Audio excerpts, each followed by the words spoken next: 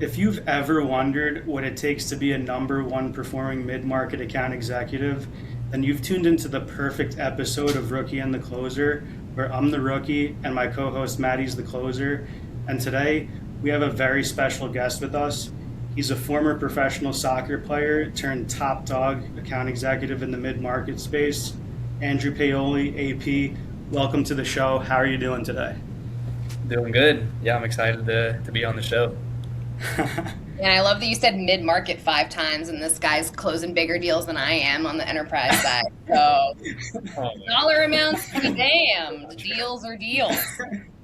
That I'm was Speaking of fired up. dollar amounts, Maddie, didn't you close a 350K deal, something like that? I did. Something that wasn't small. I did. I did. Yeah, and the last day of the month, I joked on our meeting. Andrew was on the meeting with me where I was like, you can take the girl off a monthly quota, but you can't take the monthly quota out of the girl. So on the last day, last working day of the month, last month, I closed 2 deals for $555,000. The So goat. that was good because it'll hit my commission check a little earlier. It's like it doesn't matter for my quota, but like it matters for when I get paid. So pretty hyped about that. just to get One that of them I release. thought was going to come. The other one was a dropped out of the sky from the Lord himself. So it was a nice surprise. I knew they were both coming, but in enterprise, it's like a couple weeks can go by and you still don't really worry, you know. But yeah, that was pretty tight. But now I'm back at fucking zero, so doesn't matter. What have you done for me lately? I'm sure you got more coming. We'll No see. doubt. We'll Yeah. see. I turned one around. And Andrew, I'm so excited for you to be here too because when I started at the company that we both work at now, I listened to so many of your calls. So I probably sound a little bit like you on the phone. Like I'm sure. I'm sure I have some Andrewisms. Um, Jeez. but yeah, David, you're always the best at kicking off. What do you want to talk about with Andrew here? Yeah, I mean, maybe to get started, like, what made you kind of go from professional soccer player into sales? Were you always kind of thinking about doing that, or did it kind of fall on your lap? Like, how'd you get into it? A little bit of both. I played professionally, so it's definitely professional, but it's not the top division. So it's not, the So MLS, humble. the major leagues. Yeah, well, I mean, it's, you're not making a ton of money. Like you can make a living, but it's not like you're rich by any means. So I was always kind of trying to either make the top division or I was like, all right, at some point I have to do something else that's going to make like better sense financially. So I joined a couple groups like that help athletes transition. Like during my last season, I knew I was gonna do something else. So I did insurance sales for a year, just kind of got my feet wet, I guess, in the sales industry. It's a lot different than B2B, but it was like, calling people, cold calling, doing presentations, closing, all that stuff. And then joined a couple groups that help athletes transition to mainly sales just because there's a lot of like intangibles, like you guys know, that go well. And then wanted to be in SaaS and then just started as a BDR in Foley. Um, so it was a little bit of both. I was like, I needed a job, sales kind of fit well, so I just got into it that way. Wow. Well, we have to make sure we're like terrible at any of the like follow-up stuff, but we have to get some of those groups. I don't know if they're open, but like put them in the comments for anybody because Yeah. um, our guest last week, Abhinav, also said that he got into sales just because he was joining a lot of community groups and just like surrounding himself with people who wanted to be in sales, wanted to transition from one sales, vertical to another. So like I sure as shit didn't know resources like that existed. So that's sick. Yeah. Yeah, next play you is one that's awesome. Like so good. I'm still in contact with them today. And then Shift Group is also one that they help like athletes and also like military veterans and stuff as well. Wow. So they're kind of both, but those two I joined both. Both were awesome. Shift Group's actually kind of hockey focused, David. A lot of hockey Oh, people. yeah? Yeah. That's I awesome. mean, yeah, I guess shift. That's good. You know what That I makes mean? sense. Yeah. Yeah. um, Andrew, what is it about insurance sales? I feel like everyone I know that was just like a complete monster on the phone came from insurance sales. Like, what is it about that? I don't know. It's commission only, so I was doing it kind of outside of my soccer schedule. Wow. Um, I think they are they're just not corporate, right? So it's not B2B. They can tell you whatever they want to. Um, I think you just develop thick skin and you try to get people's guard down easily. So you kind of learn, I guess, like naturally, like, oh, I don't want to, how am I not going to piss someone off and like gain their trust pretty quickly. So it kind of is like, if you can do that, it's like you can, talk to someone who's representing the company. And most of the time, I mean, we know sometimes it happens, but they're not going to, be super rude or, so yeah, it's kind of just trying to disarm people is a good way to learn, I guess. Yeah, I feel like Kelly talked So about just kind that of getting too. better. Yeah, everyone I know. No, you're good, man. I always interrupt. No, you go, you go. 14. I was gonna say, I mean, like our guest Kelly Licksberger, when she was talking about getting into sales, she was talking a lot about getting doors slammed in her face and having people curse her out when she was knocking on doors selling encyclopedias and one of the things that made me think of when you were talking, Andrew, was like one of the things I think you're very skilled at is like gently prodding people for pain without being like a douchebag scare tactic like salesperson. And like insurance is a scary thing to have to talk about with someone because you're basically telling them the worst possible thing that could ever happen to them may happen, and it happened to this person. So like, how do you emotionally navigate, whether it was insurance or even in sales today, because we sell something where like the worst case scenario is pretty fucking bad. How do you toe that line that you're not like scaring people, but you're also like able to twist the knife a little bit on the pain? Yeah, that's actually a really good point. I never kind of related the two, but it's really like a fine line of like I think just reading people and having understanding like how they want to be talked to. Like sometimes I get on the call and I'm like they want to be very direct. Like if I don't get to the point here, especially with like higher up people, like they're gonna be lose interest and I have no respect. But also you just don't like fear monger people because that's what they expect, I think. When like you get on a call with the salesperson, like they're you're just like, oh, this guy's gonna tell me anything, he just wants to close the deal. So you have to like kind of build trust, and I kind of try to do that, like not talking directly to them but like sharing stories of like what has happened, and like almost as like you can take that with what you will, like this is what's happened, it's what's possible. I'm not saying it's gonna happen to you, like hopefully not, but this is what is possible, right? And just kind of saying more like matter of factly than talking at them, I feel like. Yeah. Wow. Yeah. Facts, not feelings. So, yeah. Yeah. So Andrew, you became a BDR at Foley. Did you immediately kind of rise to like number one, or like from your insurance background, or like, tell me about that. Like, what was your first few months like at Foley? It was good. I was super motivated. I was really, really motivated. So I hit like the fully ramped quota my first month, which was great. And it was like my drug test was delayed. So I was That's like insane. kind of tell the story of like I was studying so hard. Like I was like I want to know all the regulations. I was like so just pumped up. It was my first like real job. And so I wanted to prove myself really bad. So it was good. Like first few months was good. I hit quota for 6 months straight, and then luckily enough, like interviewed for the AE role, and they happened to be promoting 2 people, and then that's when me and Bill got promoted. So it was awesome. I think all the cold calling kind of like prepared me for that role. So it was a good timing, and yeah, it worked out.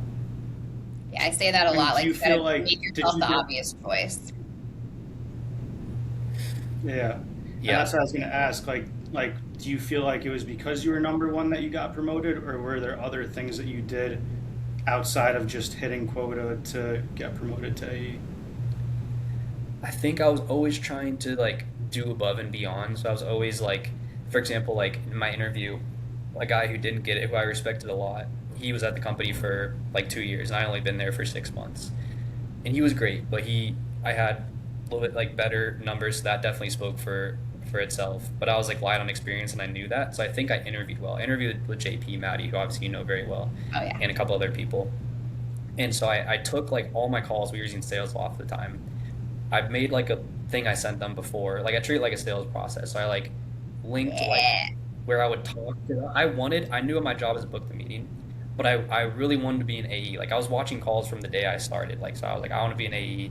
I want to show I can talk more about this. I almost like, it was like an itch in me. I was like, I want to do a discovery call on the phone. Like that's what I was like really wanting to do. So I kind of showed, okay, here's me talking about this part of our platform, talking about this problem. And so I linked everything to kind of prove like, hey, I already have the knowledge to talk about this stuff more at length. Wow. They're a good starting point. So that was like my pre-interview email to them. And I think that started off on a good foot and then kind of showed well in the interview. And luckily they took a chance because I feel like it's, I didn't expect to get it at the time, to be honest. Wow. That's insane. So then when you became an AE, was it kind of a similar, like, did you shoot up like you did as a BDR, or did you struggle the first few months? Like, how was it when you first started? The first 2 months were hard because you completely had to self-source everything.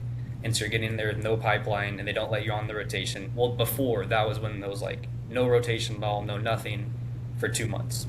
And so the first 2 months were hard. I think I hit my ramp quota the second month. And then the third month, me and Bill both got on the rotations. We're getting meetings from BDRs as well and some inbounds and adding to our like self-source. And then I hit the fully ramped quota, like the normal quota, month 3 out of like a 6-month ramp. And then from there, like kind of kept doing good. So the first 2 months honestly were pretty frustrating. Like you kind of look back and you forget the bad times, but I remember like telling my like now fiance now, I was like, it's so frustrating. Like I just feel like I can do so good, but like I'm not getting like meetings. Like, and it's kind of the same thing. Like you have that thing in your stomach. I just need to prove myself. Yeah. But yeah, everyone's got to do it. And then from there, after month 3, it's been pretty good.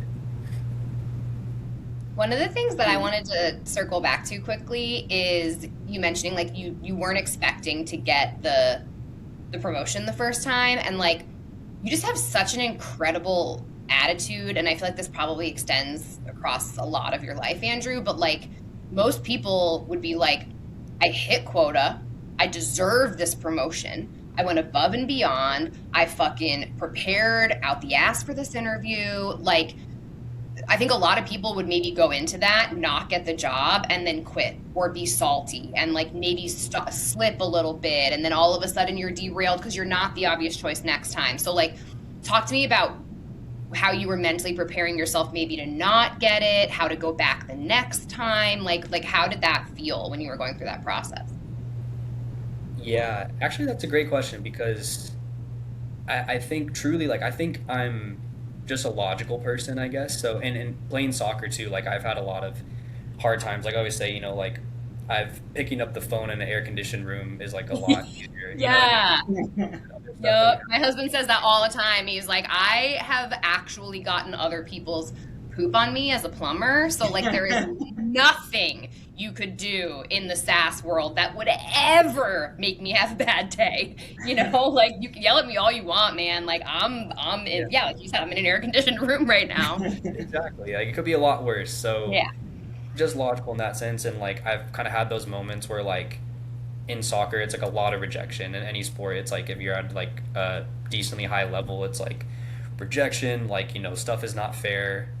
Like you might feel like you're the better player, but the coach likes someone that has this style, and it's just not fair, right? It's all opinion, and I could see from like the people's perspective that we're hiring, it's like it's a much more of a risk to take on someone who has 6 months of experience opposed to like a year and a half, 2 years.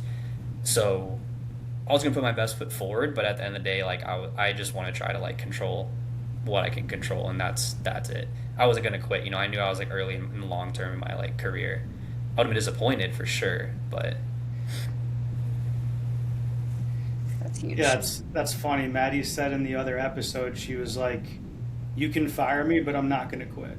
There's no way I'm quitting. And I feel like the people that I'm seeing so far that really succeed are just people that won't give up no matter what and are just relentless.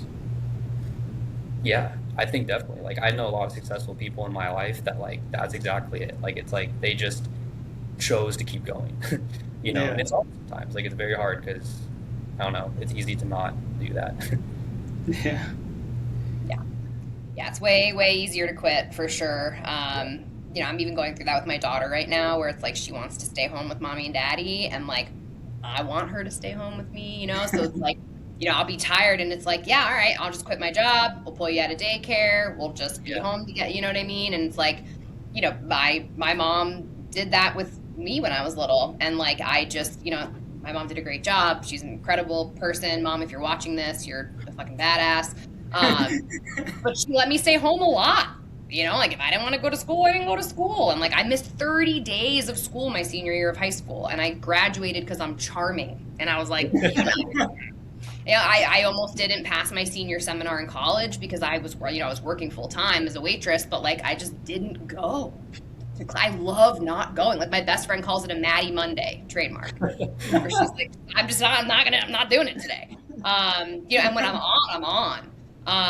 But like I like to ask this to every single person that we have on, Andrew, like if there are days, which I'm sure there are because you're a human, where you just don't have it, you just don't want to do it, what do you say to yourself in your head to get yourself up and going? Because you're the number one in activity, right? So I think you don't do that consistently by writing off a Tuesday and being like, fuck it, I'll do it tomorrow. Like what's your talk track?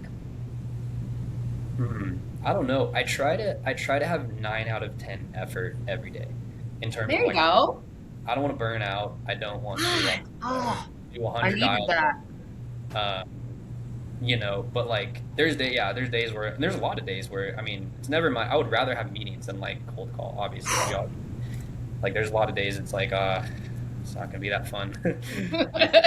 You gotta do it. And like, yeah, so I just try to, that's all, I can live with myself if I gave effort that I feel proud of and I didn't hit my quota or whatever, like stuff happened, but I would feel a lot worse if I didn't give effort and try.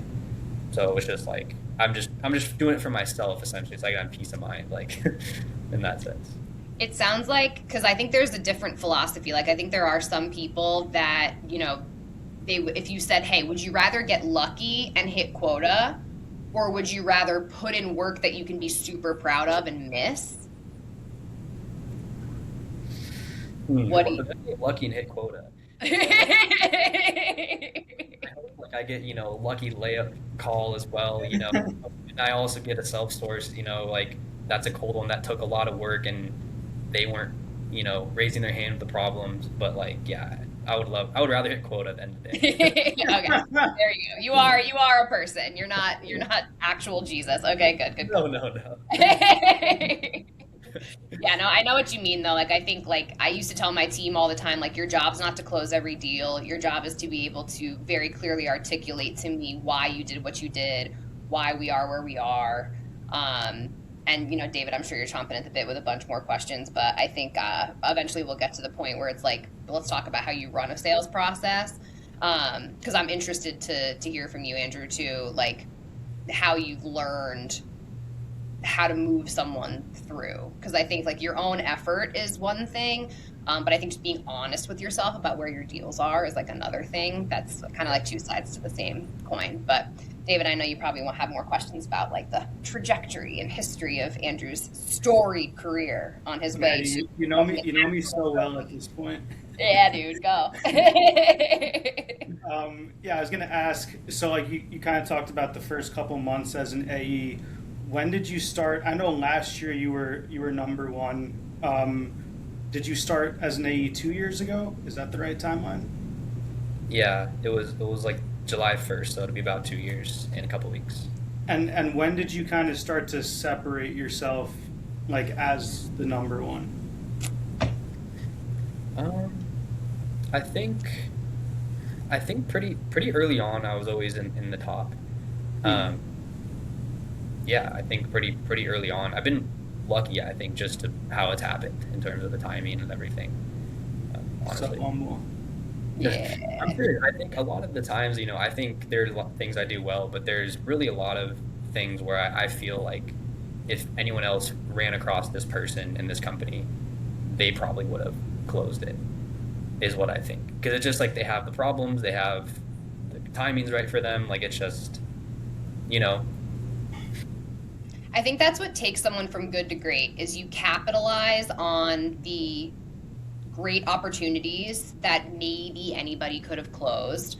And then the ones that are on the bubble, you also execute on.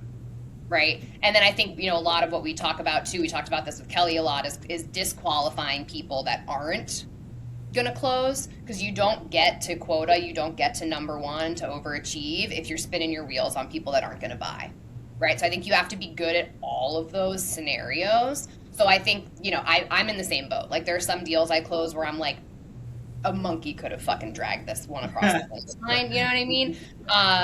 But at the same time, like, you're following your playbook. Like, there's like anybody could have closed this means you don't show up 5 minutes late for a kickoff call. You don't forget to confirm the day before. You don't ask that one more question of like, all right, like, if it was just up to you, would you move forward? Like, there's a lot that you have to do to not mess up a deal.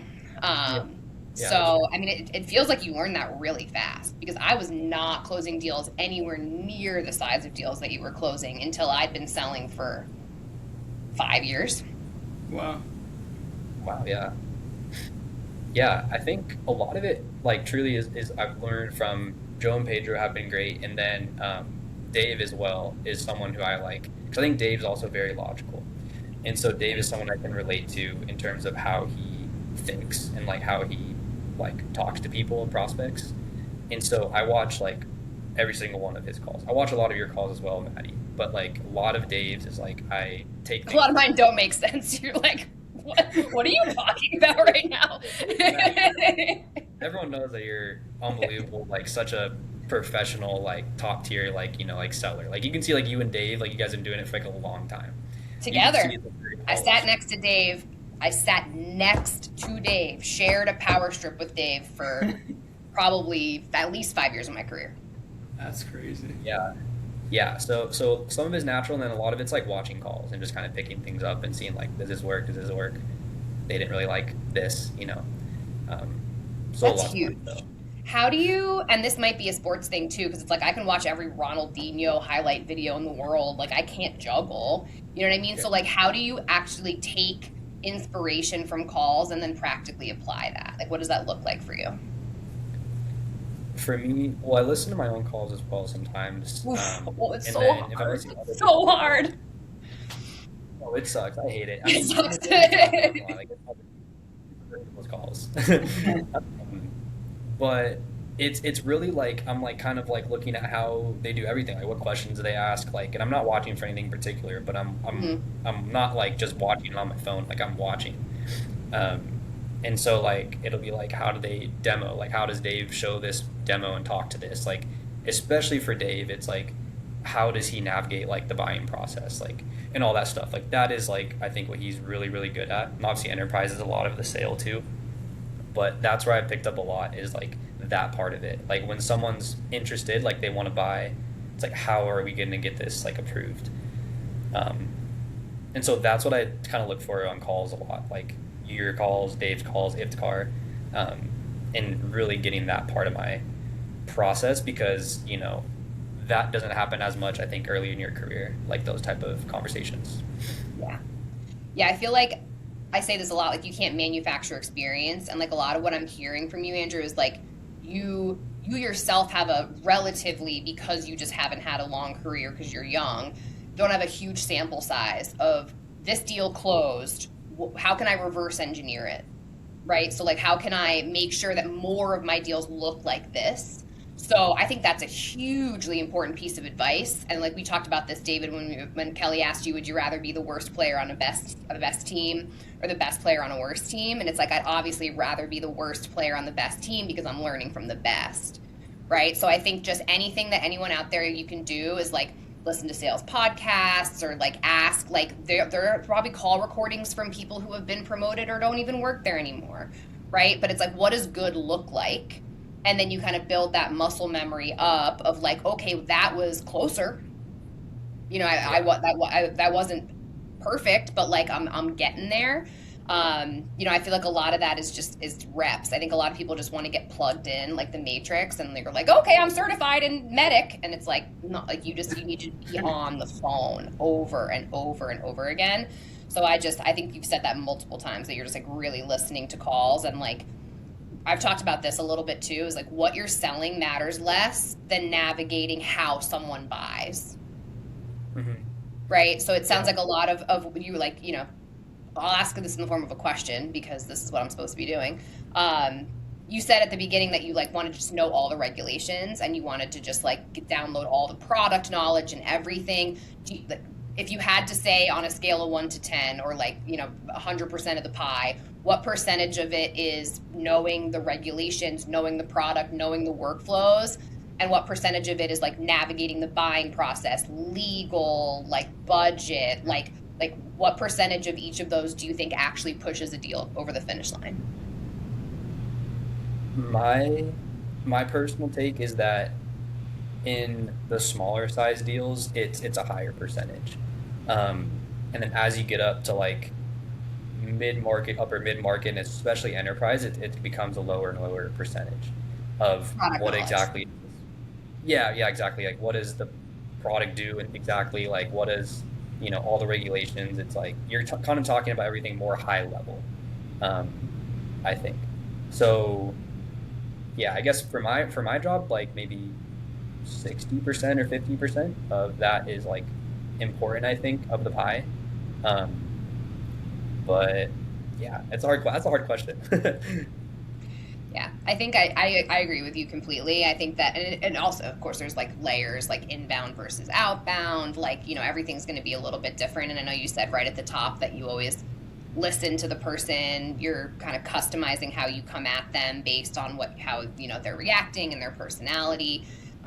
But I think a lot of people, like Kelly said this too, obsess over just like knowing their product inside and out versus just like connecting with a person. Like even you, David, you were like new at your job, and you're like, I want to know everything about the product. But at the end of the day, like what made the difference is like what Abhinav told you, where it's like, oh, everything's fine. What would make it great?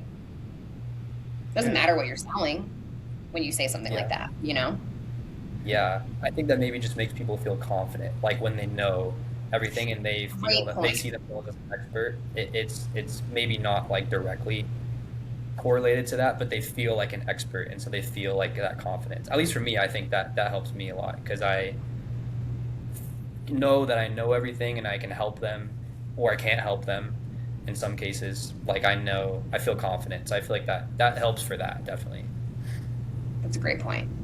That's a great point. Yeah, and that it's not about being able to regurgitate it. It's about that like posture of being like, we're here. Yeah, exactly. Because you don't want to just prove everything you know. You know what I mean? It's like no one does that. No expert does that to try to prove themselves, like that I know all the Hmm. regulations. You know what I mean? It's like you have that quiet kind of confidence. Like you're not necessarily talking about everything, but like you're just um, if you want to talk about it, we can dive deeper. But I don't need to feel to like prove myself to people. So I think that's where it comes from. Like that's very helpful on a sales call. It's like you are just feeling good, and I think people can feel that and sense that from you. Yeah. All right, David. Mental note: Andrew, quiet confidence. Paoli is going to be one of our thumbnails. Just saying. Yeah, and I feel like people in general, no one likes someone that kind of beats their chest. Like if you could just kind of Yeah, hold your head high. Like, and I'm not an AE, I'm just talking like person to person. If someone comes off like super arrogant, like you yeah, said, like you're kind of feel right there with them. But if you were like here and they were here, they'd be like, oh, like this guy's like an arrogant a-hole. Like I don't want to buy from him, even if like the product is great. yeah, 100%. And they just might not trust like that you actually know everything. Like, why is this guy trying so hard to like sell me this, like, or like Mm. prove this thing? Like, I get a weird feeling. I think that happens sometimes. Like we like over Like explain. people just overcompensate. Hmm. Yeah, I try to like catch myself like not doing that if possible. Mm. Yeah, I feel like it goes back to the conversation we had about like fear versus pain.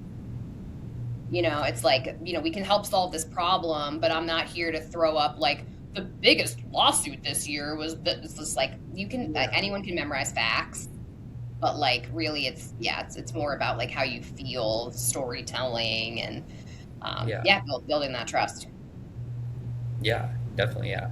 And kind of my mantra has like always been like I think I can be a lot more refined as like a seller. Like I'm trying to be more polished, like you and like Dave, Maddie, and for examples that we're talking about. But like I think my general mantra is just like do stuff for the buyer like first. Like I try to be like I'm here to serve them and help them like make a decision. And that's kind of just like made me feel good going into a call where it's like I have the product knowledge, I have the problems, the regulations, in our case of what we sell Maddie, but it's like I just am there to serve them. So it's like I'm here to help them. Even the buying process, like I'm not trying to ask questions that are just for like when am I gonna maybe hit my quota with this deal? You know what I mean? That has the underlying meaning of that. Like I'm trying to, you know, just do it more for them because people can sense that. I think it just really turns them off when people are doing that.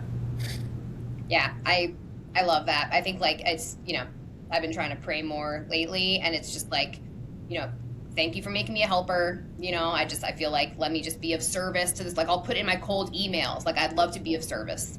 Or like I left a voicemail today that was like, I would love to do some unpaid consulting with you, just like have a conversation, and just like see if I can be helpful. Yeah, I think like even just using those words, like how can I be helpful? I'm on your team. You know what I mean? Like I'll say to prospects, like I work for you, dude. Like Foley pays my check, but like you pay my check. You know what I mean? Like you really keep my butt in this seat right now. So like I work for you. Yeah. And I think a lot of that you're on the come up, David. Like you're gonna have a fully ramped AE quota any day now if you keep doing what you're doing. What have you learned so far from Andrew? What else do you want to know? Yeah, I would like to know, and I think probably a lot of people would like to know, as you started to kind of rise to like a clear number one, especially last year, what do you feel like you did differently than at like everyone else who wasn't a number one that like separated you from the pack? Hmm. And obviously, like it I, could be more than one thing. I'm sure it probably yeah, was. I don't know. I think I had generally higher self-source numbers, so I did add to that like more from my own pipeline that I created. So I think that helped my number. And I think there's the stuff we've talked about in terms of just reading people and being an expert and being someone who is authentic, and I can be very like nice in a way, but also kind of that's what Maddie, I think you asked this before we came on, but like one thing I'm learning to get better at is being more direct, especially with like disqualifying or like kind of pushing people in a way where it's like, or what's going on? You told me you're gonna do this, like, and I think I started to get that towards the end of like last year a lot more, like last like 6 months, and so that I think helped me a lot more to like either disqualify or like move it along faster. Um, And how do you think but you got there? Because like, I mean, this is like us just giving Dave flowers, but like he's exceptional at making sure, like, here's my understanding of the situation, confirm or deny. Right? So it's like, hey, it feels like this project is on hold. Am I wrong? So I think you have to have a lot of confidence to do that. So like it's very much chicken or egg, right? But like I could think of two scenarios where that manifests itself. One is top reps like Dave do that. You've been watching his calls, you therefore start to do that. Or you've been burned a bunch and you got a bunch of deals that you thought were going to get you to quota and then you don't close because you didn't do that. Like, and again, I'm sure it's both, but like how much of it was like, oh, top reps do this, I should do that, versus like, fuck, I really got to start doing this because if I don't, and like I think a lot of people inflate their pipeline because they don't want to disqualify, which then makes you have fewer, you don't feel like you have to do the self-sourcing because you have all these deals that aren't real. Like there's a lot there. Have you spent any time like thinking about that at all? I think I would I would love to like um but to give credit, it was a lot of my manager Joe.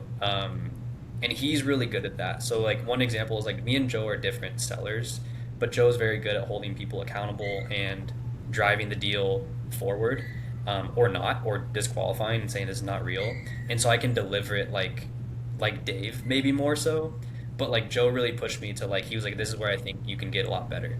Nice. Um, yeah. So can you guys hear my dog in the back? Yeah, I can hear your dog. You're gonna hear my 3-year-old. Yeah. It's fine. We're good. What kind of dog do you have? So I have a Chorky. So that was That was my fiance's dog when I first met her, and she was a puppy. Now she's like 4, and then we just got a toy poodle kind of unexpectedly. So he's a puppy. He's like 12 weeks old right now. Oh my God. Yeah. Tiny baby. Aw. I don't tell the story that often, but social media. Well, I tried to, get a second source of income, make my dog famous, with the dog Yogi. She's the Chorky, because she's really cute. She's really cute, very fluffy. She's very So I made a TikTok for her. Never took off. Well, post her TikTok in the comments. We have a whopping, like 13 followers, so you're welcome. You can Yeah. definitely use this platform. 32. Let's go. Hey, okay, we're getting there. I'm into We're it. not I'm playing into it. anymore. Yeah, they're all of our parents, and Yeah. yeah, I think I love talking about sales. I told David I've been like in a little bit of a rut lately, and I have this literally have this tattoo where it's like act as if, like fake it till you make it. Sometimes you got to, and he's like, you got to just like, I don't know if anyone's heard of the pencil trick. If you're like really upset, you just put a pencil like this, and it makes your cheeks into a smile, which tells your brain, well, I'm not an insane person, so if I'm smiling, I must be happy. And you start to actually produce the dopamine and serotonin, like fake it till you make it a lot. So yeah, when I told him, I was like, yeah, I got to go do the podcast right now. And he's like, oh, thank God. He was like, you're gonna be in such a good mood when you get off the podcast, because it's like, this is what I want to do. I just want to talk about sales. I just want to talk about, careers and life, and, a lot of, like, this is not for nothing. Not a lot of people can afford to have 2 dogs, but you can. Yeah, that is true. Yeah. Vet bills. Yeah. Food. Pet insurance, and yeah, we're talking about you, honey. Yeah. It's totally outside. Yeah. totally Okay, I'll fine. be right I back. love it.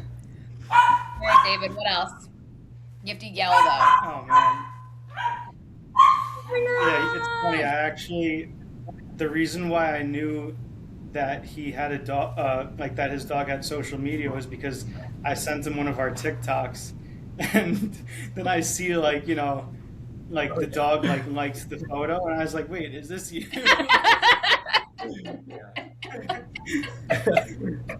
What a time to be alive. I'm so old, guys. The dog likes the photo. Yeah. Now I really like cooking as well, so now I'm like, maybe I'll make a cooking TikTok and try to get famous that way.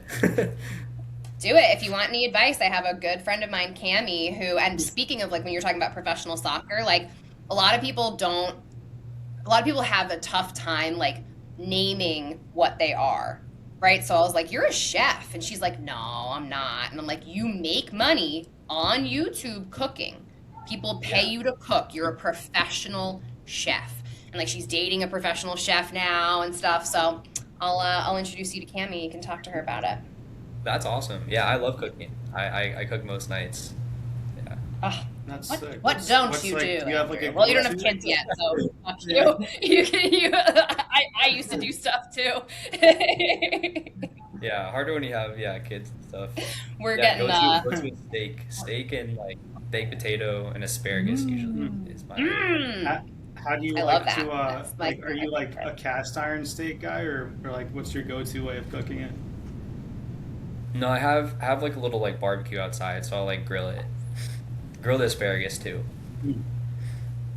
Yeah, but don't overcook it, folks. Nice. Nope. I yeah, forgot it's get it. Cook your bitch. it's a lot warmer by you. You don't have to deal with the only 3 months of summer like I get over here. Oh yeah. I mean, Maddie's out in Arizona, so it's pretty hot. Yeah, I'm on the surface Yeah. of Mars, my propane grill outside. Yeah. Yeah. No. It's not bad though. I had a friend of mine was like, "It's so hot today. It's like it's Arizona," and I was like, it's 79 degrees right now. Like, what are you talking about? But it's the humidity. It's yeah, out here it's nice and dry. We had a call when I was in Hawaii, me and David, and I was like, oh, I hated the humidity on day 1, but then on day 3 I was like, oh, I look so young. I'm so Yeah. moisturized right now. Yeah, but sales is great that we can all be remote like this. It's so fun that we like all work at Yeah. the same company. We're all over the place. Like it's so yeah. I say it like literally on every episode. I can't believe this is a job. So like I'm interested to hear from you, Andrew. Like, obviously, you're crushing it. I watched you get an actual Crystal Award in front of the entire company last year. I was not jealous at all. I'm aspirational. We'll see if I can dethrone King Iftikhar. But what do you? I mean, I think you're a patient guy, right? So like, I can't imagine that you're like chomping at the bit for promotion or you want to be in management. But like, what do you see as your next step? Yeah, I think I want to stay like an IC, so I want to try enterprise eventually. I think I have like a lot more to learn. I think I could probably do like decent, but like I think I just in the terms of like a long term career, I think I'm pretty young in it. So just trying to get better, and then yeah, I definitely want to at some point um, try enterprise and try to sell like the biggest deals possible. Yeah, I've said that before where it's like enterprise just has more zeros on the end. There's so much more similar than there is different. Yeah. Um, it's I think my favorite is mid-market accounts that are dressed up as enterprise accounts just based on their size. But they operate more like a mid-market, where it's like I want there to be two decision makers, not a Oh yeah. committee and an architectural review board and legal. Like it's fun. But I like a mixed bag, I think that's they call it load balancing, right? So like you want to have a few that are like decently big that can close. You want the effort to close to be correlated pretty tightly to the dollar amount. It's Yeah. like there's nothing worse than like a 37-page RFP with like a crazy NDA security review and it's like $55,000 and you're just like, oh my God, Yeah. like why? I mean, the juice is not worth the squeeze here. Yeah. Yeah, David, ask more questions, and then before we go, I absolutely want to hear about like the Andrew's favorite deal he ever closed, but we'll save that for the end. Yeah, I have like maybe one question for each of you that are kind of related to each other. Andrew, what advice would you give for like someone who just got promoted to mid-market AE? They start their first day tomorrow. They did well as a BDR. What advice would you give them to shine and make a good impression? I would say focus on the problems. I feel like that's very common advice, but focus on the problems and tying those problems to something that is a priority for the business. Because one thing is, well, now that we're talking, it's kind of like giving me some clarity, I guess. Like one thing as well I learned was like I would find a lot of pain, but it was like time saving pain, or it was like not stuff that's actually gonna like move the needle for like a purchase. Um, so really focusing on that, and then watch as many calls as possible. I'm a huge proponent of that. Is like that's how I learned the best is doing that, and then implementing like a couple things this week, couple things next week, like kind of doing that. So I think that helps you get going quickly. So I how do love you that. Yeah. decipher between pain that like doesn't get the deal closed and pain that does? Is that just like experience, like watching other calls, common sense, all the above? I think it's just stuff that can be quantified. So it's stuff that like they need to fix now. Otherwise, something is going to happen. Like they're going to lose out on hires, or not going to be able to deal with like their growth, or like they're going to be at risk for certain money to come out of the business. It depends what you sell, but it's more quantified stuff that's more like serious, I guess. Where as opposed to like you get on a call and we've all had it, like they love the demo, like it's awesome, but like the people above them don't necessarily care. They have like so many other stuff they're thinking about, and they're like, oh well, okay, like you could just automate part of your day like that. I mean, I'll worry about that later. You know what I mean? So it's like I feel like just kind of trying to do that, and if you don't have that, it might be kind of like an issue. I feel like um, in your deal, So but you try to find that out as soon as possible if you can. So maybe to just attach like examples to it, would it be less like something where someone's kind of using multiple vendors and it kind of just makes like their life more hectic but doesn't really change the bottom line for a business, versus if we don't change this, we're getting fined $20,000, next week or something like that. Is that kind of like what you were getting at?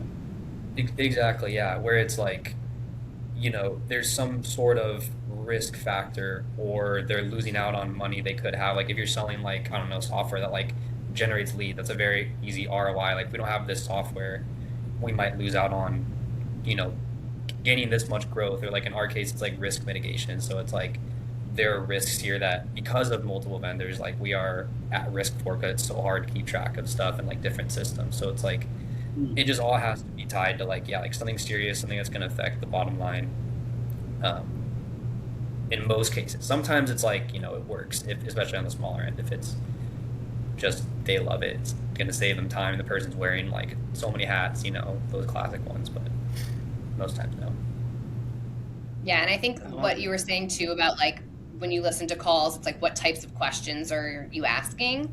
I think that's the way that you can practically get there. So like I talk a lot about, we're not in the business of doing bad deals. Like I want to do a deal with someone that's going to be happy, that's going to turn into a case study, right? So like one of my favorite questions to ask, and this is perfect in mid-market. In enterprise, a lot of times it's like it's top down. They know that they need something, that the project is commissioned, whatever. Yeah. They're giving you a request for a proposal. But in mid-market and kind of SMB, it's like if you wake up 6 months from now, what does your world need to look like to be like, that was the best fucking decision I ever made? Like what starts happening or what stops happening? Yeah. For you to be like, wow, or on the contrary, you wake up 6 months from now and you're like, why did we do that? Like what problem are you hoping that we solve that you would be heartbroken that we didn't actually solve for you? Right. So I feel like sometimes asking those questions, it almost feels like you're selling them against your product, but really what you're doing is opening up the floor for them to tell you their biggest fears, right? Because like a lot of times we're not talking to the person that's going to sign the contract, that has the budget, that's in charge. What do you need us to do for you so that your boss is like, you are the man for bringing this solution to us? Right. And then like the flip side of that is like, what are you scared that you're going to go to them and be like, yo, this solution is going to solve this problem. It's going to give us this upside. What, if anything, if it doesn't come true, is going to make you look like an asshole? You know what I mean? So like, yes, it's tangible, it's practical. And it could be dollars and cents, but like, I'm not a math person. Like I'll do some back of the napkin math where it's like, all right, this contract's going to cost you $32,000. Divided by 50 weeks a year, divided by 40 hours a week. That means that the employee that you're essentially hiring in this software that's perfect and doesn't need insurance and doesn't take vacation is $18 an hour. Yeah. It's like I can do a little bit of math, but like that's not my strength. So I feel like what I want from people is like, hey, what if we actually move forward with this? What would make it feel like this was a great decision for you? And sometimes it can be emotional. Sometimes it's like, Sheila's gonna quit. Yeah. And like, if Sheila quits, we're screwed. Like one of the best calls I ever heard from you, Andrew, was this woman wanted to retire so bad, but she couldn't because everything that she needed was in her brain. And there was no world where she could make a book of like, here's what I do every day. So it's like, all right, Janet, you want to retire? Let's put your brain into the software so you can hand it to the person that's going to take over for you, right? So like, yes, I think that you, and not to contradict you, but like, yes, that we need to have tangibles. But also I think people, that's for like more early on when you're building the business case. Yeah. And then at the end, it's like, you gotta just like, people buy based off of emotion a lot of times. You know what I mean? Yeah. So I think like what starts happening, what stops happening, what's gonna make sure that you're happy. Like I as a salesperson don't want to get a call from you 6 months from now where you're like, why did we do this? Yeah, of course. Yeah, that's actually such a good point. Yeah, it doesn't have to necessarily be like numbers wise, but it's something that is like super important to them, like a business priority.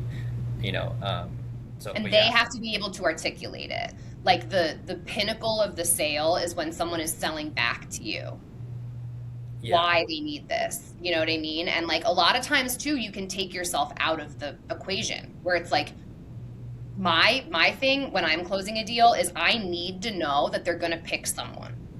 Yeah. Yes. Yeah. The worst case scenario is someone being like, we're just going to keep doing what we're doing. Yes. Yeah. Yeah.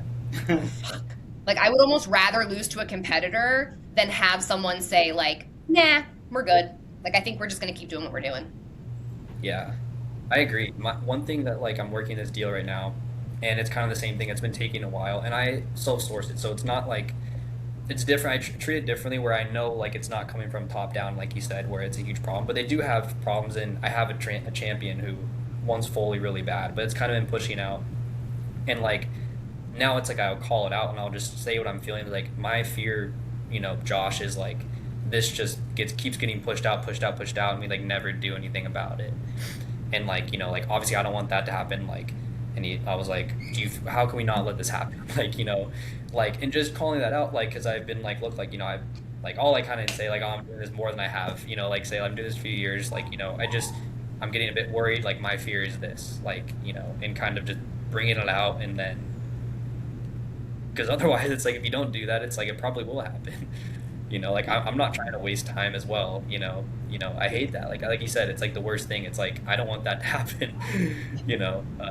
So it's like And I think it makes people feel comfortable. Like sunlight's the best distance. I'm like literally holding my AA thing right now. It says grateful to be alive because I should probably be dead or in jail. We'll talk about that on another podcast.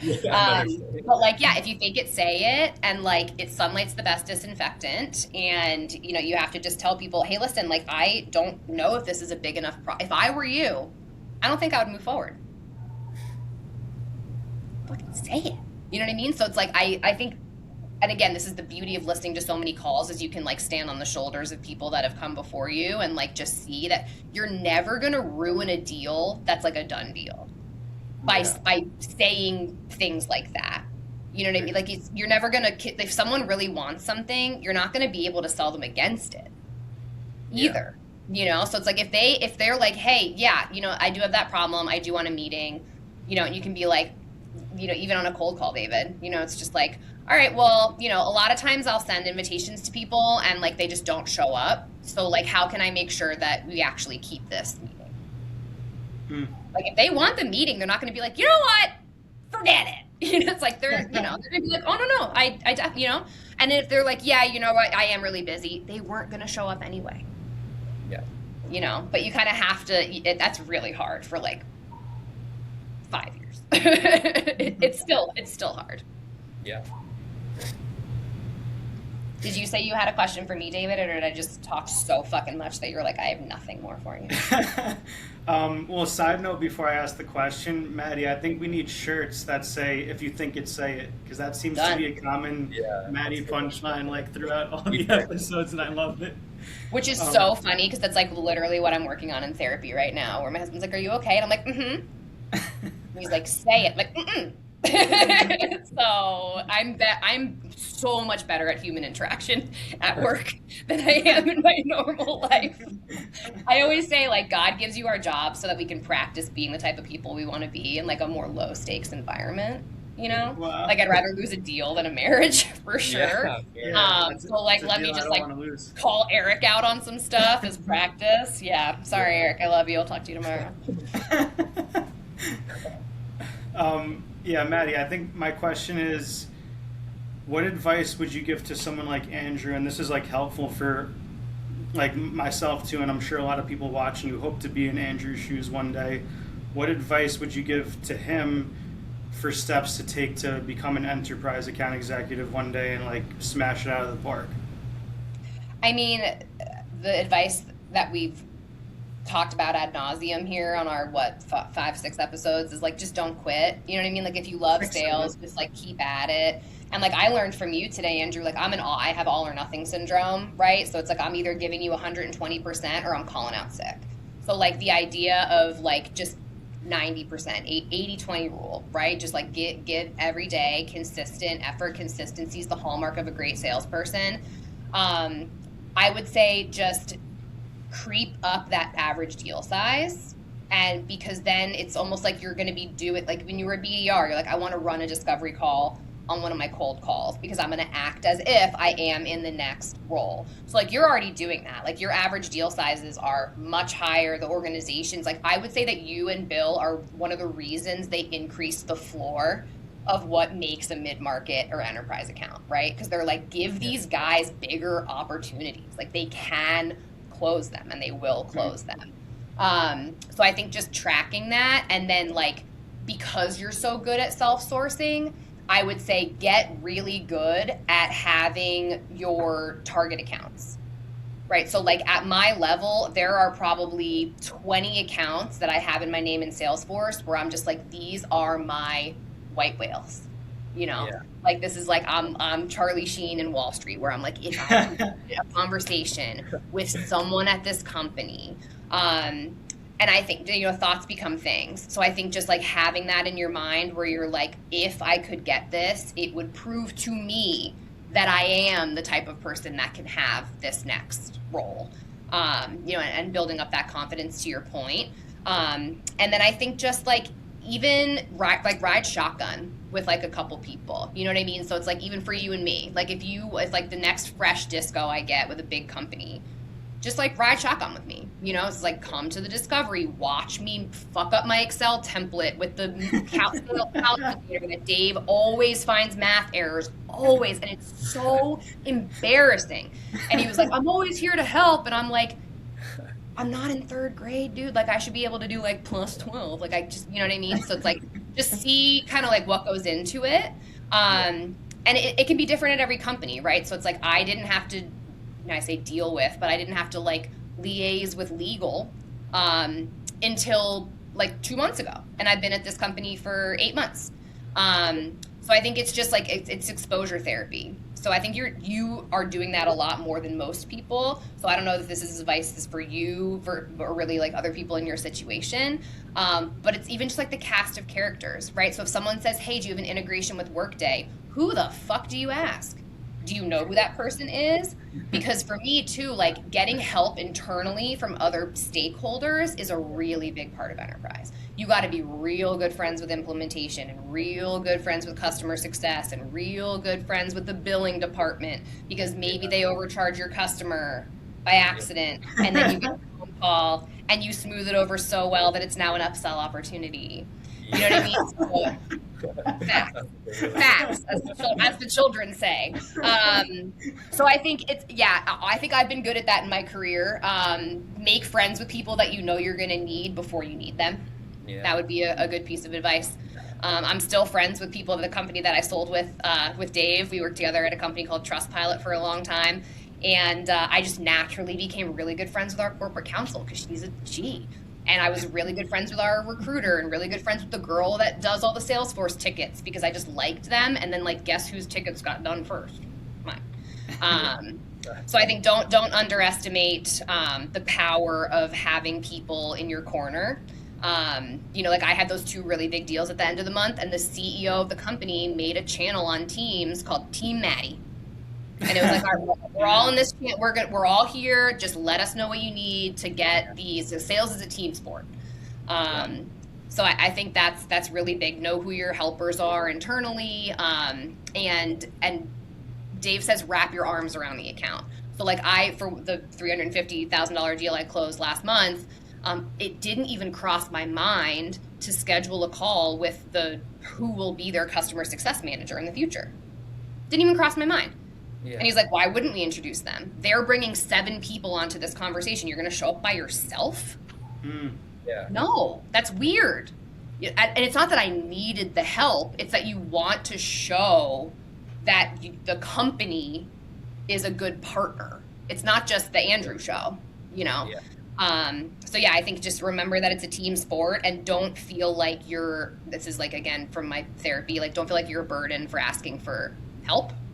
2 heads are always better than 1. So like I'll still bring my manager onto a negotiation call. It's not because I don't know how to negotiate. It's not because I don't know how our pricing works. It's just because it's just nice to just have support.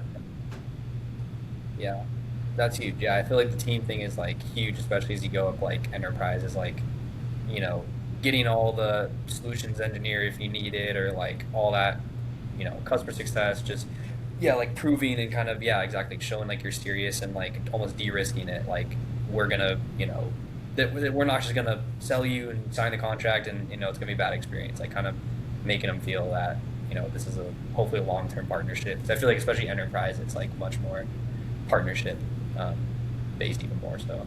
Yeah. I like to say on my deals, like my goal here is that you never have to go through this process ever again. Yeah, I've heard you say that. This is the marriage. Yeah, yeah. This is so great. You're so good at your job, Andrew. I can't believe you've only been doing. Like, I was sure that you had sold something else before this.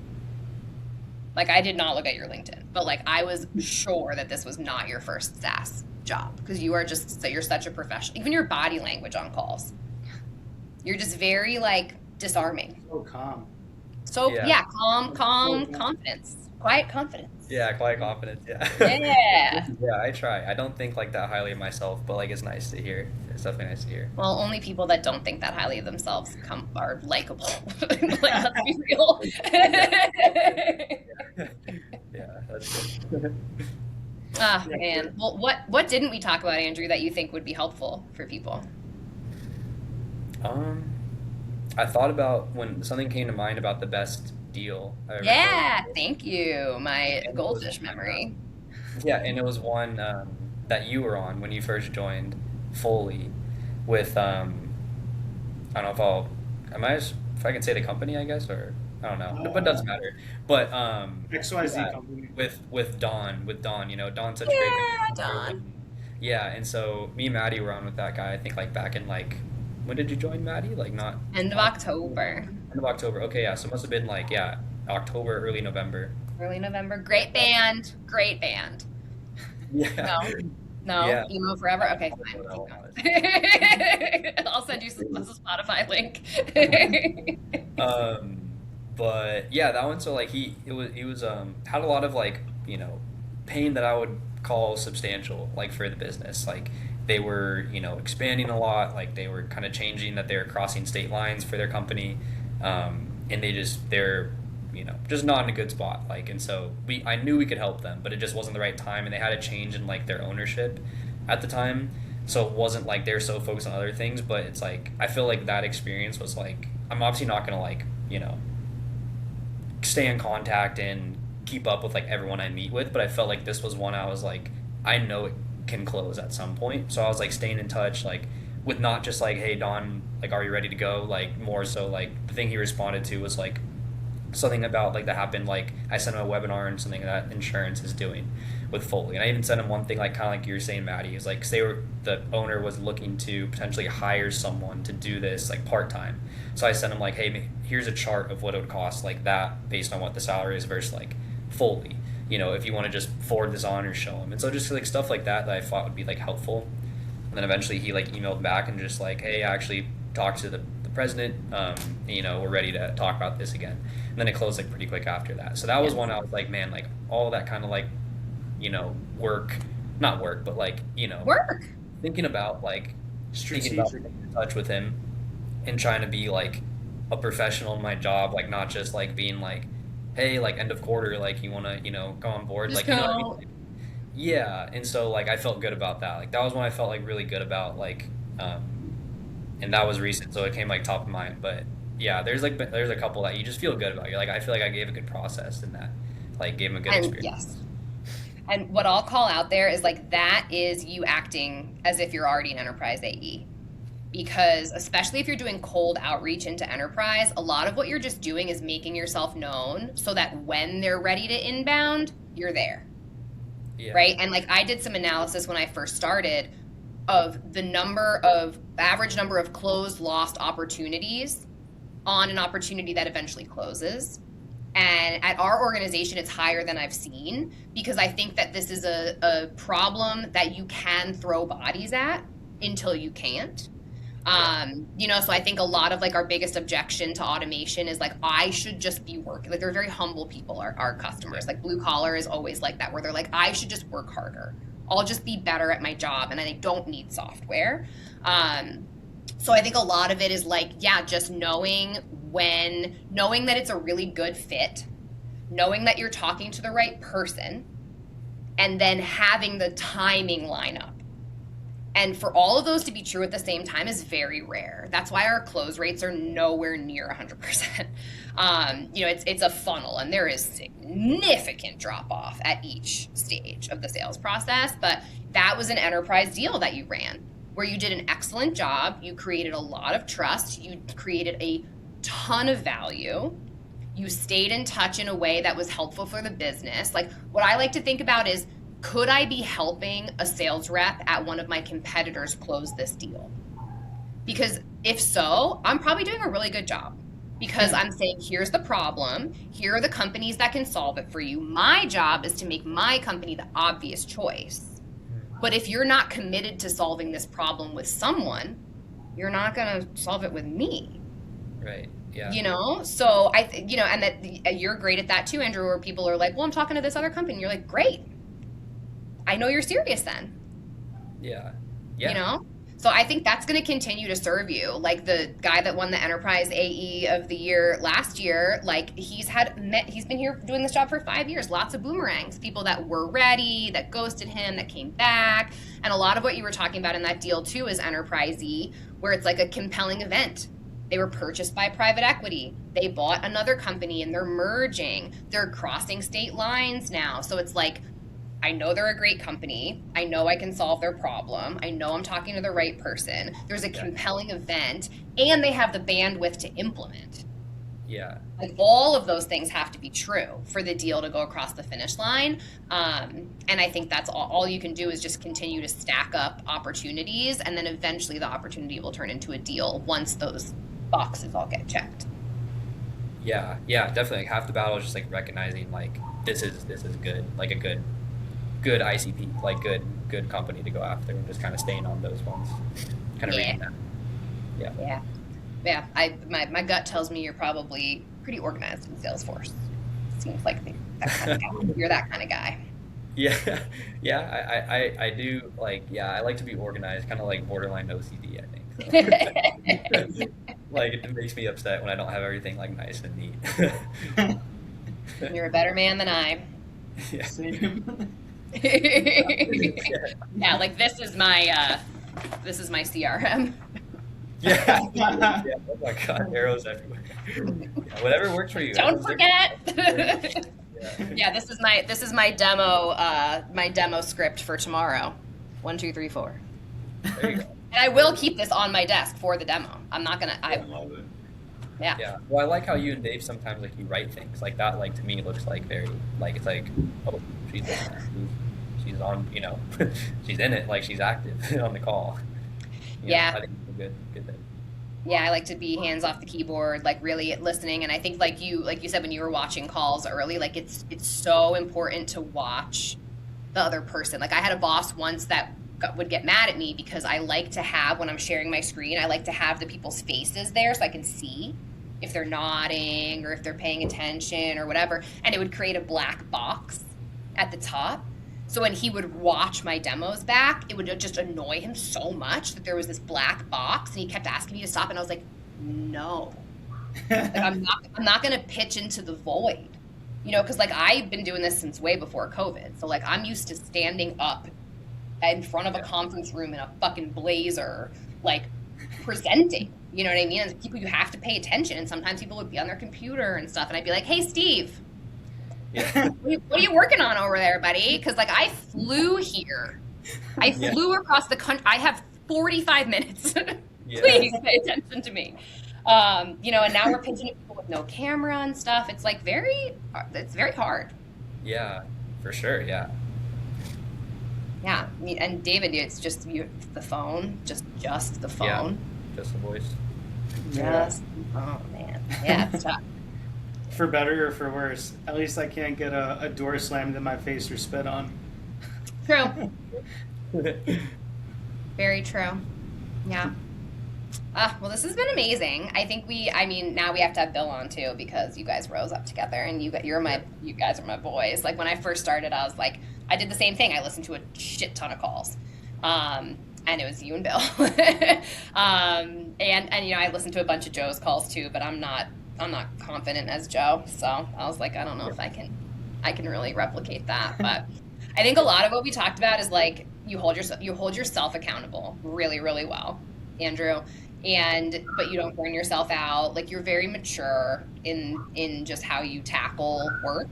And I think you take a lot of pride, so I think a lot of people, like, especially that are on the come up, like, they feel like something's owed to them, where they forget that, like, we get paid to do this. Like, it's not supposed to be, they wouldn't pay us if it was super easy. Like, yeah. They pay us to do this. You have to earn your spot every single day. And, I think I learned a lot from you, and I think you're doing more enterprise selling than I think you give yourself credit for. Like, I think you're there, and, like, if I think you have the right attitude, like, don't rush. Life is long. People say, like, life's so short. It's like, I'm almost 40. It's long. I got to work another, like, 30 years. Yeah. I have to work longer than I've worked, and I'm the closer so I think, yeah, just take your time, and, good things happen to good people. And I think you're going to continue rising up. I think if you ever wanted to be a manager, I think you would be an incredible sales leader. But speaking for someone who has managed teams of tons of people, sometimes it's just nice to be an IC. Yeah.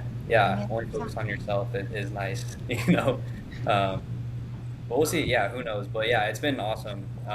Thank you guys for having me on. Yeah, definitely have Bill on, because Bill and me help each other a lot. So we're always kind of in it together. We've, like, gone up together in the company. So get him on next. That'll be awesome. Yeah. No, Bill's another guy that's, like, just so humble. He and I are very similar, where it's like we'll both close a deal and the high wears off in, like, 30 seconds. Yes. Bill, yeah. Well, that was fun, but now it's like we don't enjoy it at all. Yeah, definitely. The emotions of sales, yeah. Yeah. I don't know why we do it to ourselves, but it's worth it. I guess, what's your favorite part of obviously closing a deal is great, but, like, when you close a deal, what's your favorite part of, like, the ripple effect? And I'll tell you mine after you tell me yours. Is it when you get the verbal, when they sign, when you get their first commission check? Like, when do you get the hit? I think it's when, like, officially closed. Like, it's like, and the message is sent in the chat. That to me is like. That's mine too. Yeah. I like the recognition. But I think it's like for me there's like that, and then, like, when they sign is like you see that, and it's like a little relief, like excitement, like you're like, okay. Yeah. I think in enterprise, it's also when they transition from onboarding to success. Like, we did it. Yeah. We did it. Yeah, definitely. They're live, and they're good enough that success is like, all right, we'll take care of you. You know what I mean? Like, they're onboarded enough. Yeah, exactly. Yeah, that's good. What about you, David? What's your favorite part of your job? Your favorite moment? Yeah, honestly, the recognition too, and there's no shortage of it, because it's such a small sales team. So even, like, the CEO/founders writing in the chat, giving people recognition, which is, like, pretty special. I think, like, that's a lot different than just your manager giving you a pat on the back. Yeah, definitely. I love it. We love an attaboy. Yeah. So for anyone that's listening, if you are in sales leadership, or even not, like, build up that culture of congratulating other people. Like JP, who is dodging us, had set up an automation where whenever you'd set a deal to closed one, your deal song would play in the entire office. And your goal was for people to be like, if I ever hear "Do You Think I'm Sexy" by Rod Stewart again, I'm gonna fucking off myself. Like, that was the goal. It was like, I want you to be sick of my fucking deal song. So yeah, like, we have a tradition here at our company where we take a screenshot of the closed one in Salesforce and we post it, and everyone gets excited, so I used to hit the gong. I would be on the phone and be like, "You want to hear me hit the gong?" Like, okay, and like go over and smash it. Everyone would yell, so I think anything that you can do to have it be, like, tangible, and just like build those pathways in your brain of like what, you know, scoring a goal, like the ball in the back of the net, the puck in the back of the swoosh, like all, like there's, we love that, you know what I mean? Like we need that as people. So yeah. Oh my God, I almost forgot, guys. Oh yeah. There we go. Please, baby Jesus. Next 5. Yeah. Sales has been very good to me. My husband and I are hopefully going to go to game 6 if it's needed. It might not be needed, but get into software, folks. I tell everybody. If you work at Starbucks, if you are, you know, checking me out at the freaking car wash, if you're David knows. I was like, I met this guy at the car wash. I think he wants to get in sales. Can you talk to him? Have him on for an episode. Thank you, Andrew. You're the man. Thank you so I'll talk much. to you on Teams in the morning. Yeah, no, thank you guys again. This was super fun. I appreciate it, and I'll be listening for the next podcast. Definitely. Yeah, I'm throwing shit. I'm so excited. Yeah. All right, love you guys. Love you. And as always, if you guys found any value out of this at all, I know I did. Please like and subscribe, comment anything you thought was interesting or that you learned. And if anyone wants to come on the show and thinks they could provide value, send us an email. I promise I respond, not like prospects. Yeah, we love an inbound. Come on in. We will promote you to our massive base here. But no, I think just anybody hearing words come out of your own mouth, especially you said it, Andrew, like listening back to yourself can be tough, but like you have to believe that you have something to give, and like you definitely do, Andrew. So thank you again for coming. Yeah, thank you guys. Talk to you guys later. Love you. Bye. Bye.